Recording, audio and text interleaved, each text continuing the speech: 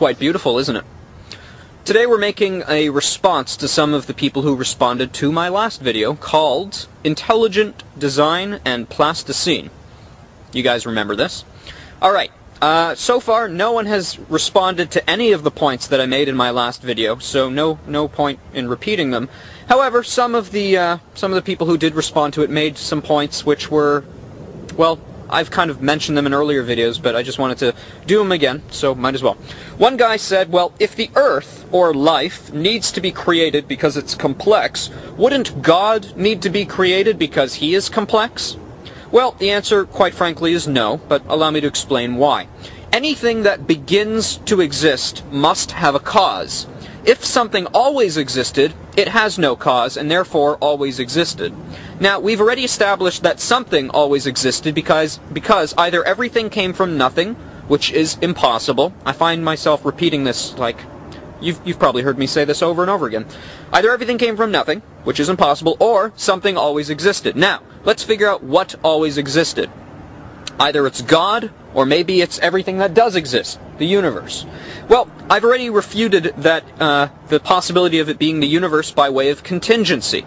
We exist in a world of causality. That means something happens, and then the next thing happens, so on and so forth. If you go backwards, okay, if you go backwards, you need to eventually come to a first cause that has no cause. Otherwise, you have an infinite regression, which is impossible.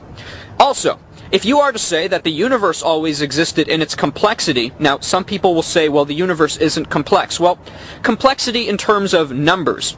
The number 2 is 100% more complex than the number 1. The number 3, the number 4, so that's more complex. Now, how many atoms exist in the world? A lot. A lot. Trillions.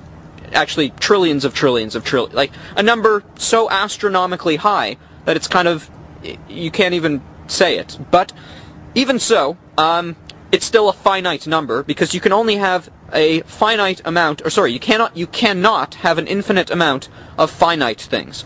So the question is this: has a finite amount of matter always existed? And to always exist is a property of infinity, because eternality is an infinite. So is it possible that a finite amount of matter always existed, or a finite amount of atoms always existed, or is it more likely that an infinite being, in his complexity, always existed?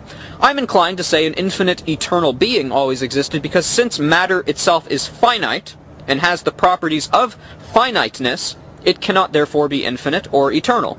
So, something infinite always existed. That is God. And that should pretty much answer the question. So does God need to have been created or designed? No, because he is the infinite, eternal being that always existed, that created everything that is created. Simple as that. Anything that begins to exist, or anything that is shaped and formed, like this thing, anything that changes, must have a cause. God never changes, because he always existed, and he exists outside of time. So he has always existed in his infinite complexity. It is kind of mind-blowing, but again, either everything came from nothing, which is impossible, or something always existed. Okay, so the next one, a guy named Goat, and this video cracked me up.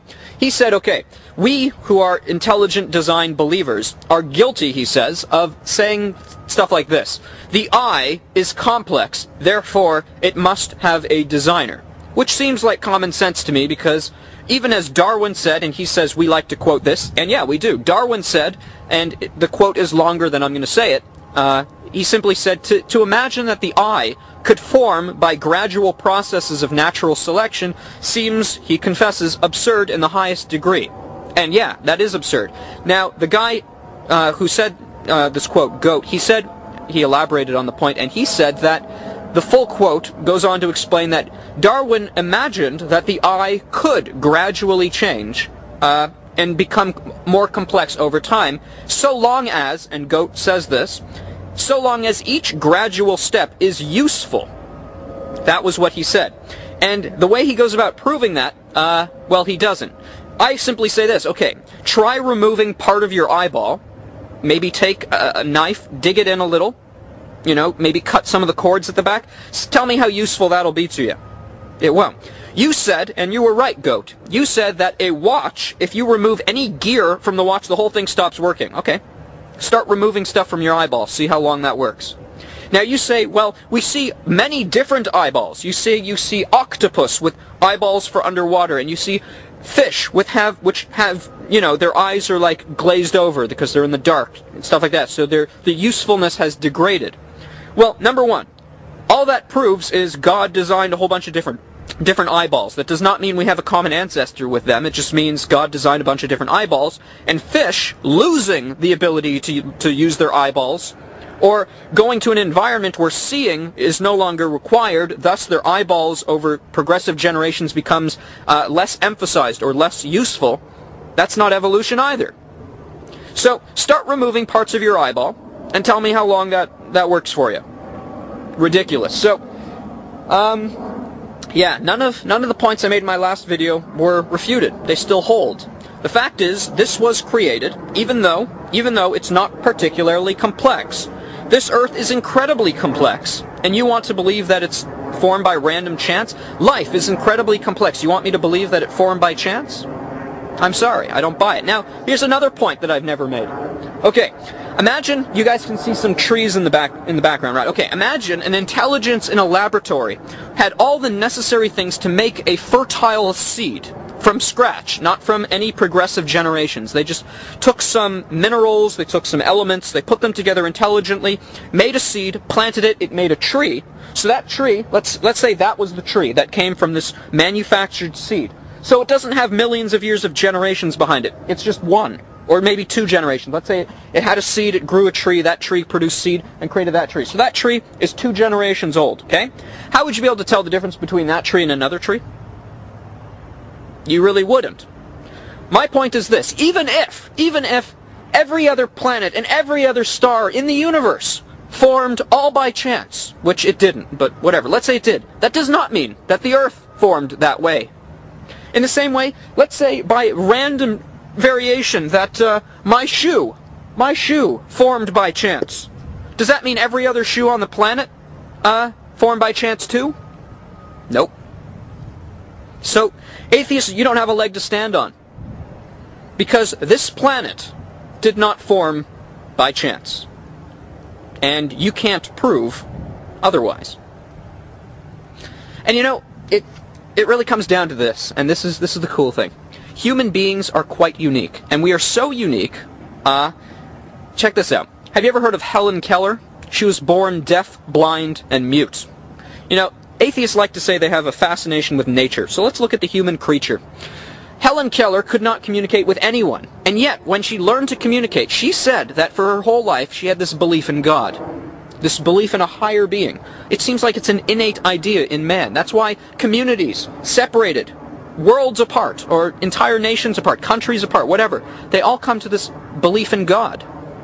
Why is that? Now, their understanding of that God changes, but it's still this belief in God. It seems like it's part of our cognition. Children intuitively know that there's a God. They just take it for granted. So what is it in the human mind? Why would evolution design us in such a way, if evolution were to be true? Why would it design the human creature with a capacity, or even this preset, where the majority of the population came to this idea of God seemingly innately? Now, if there is a God and He made us with that cognitive ability, which makes sense if we are created by God and God expects us to know Him, that He would create us with that capacity, then atheism is actually a mental disability, mental retardation.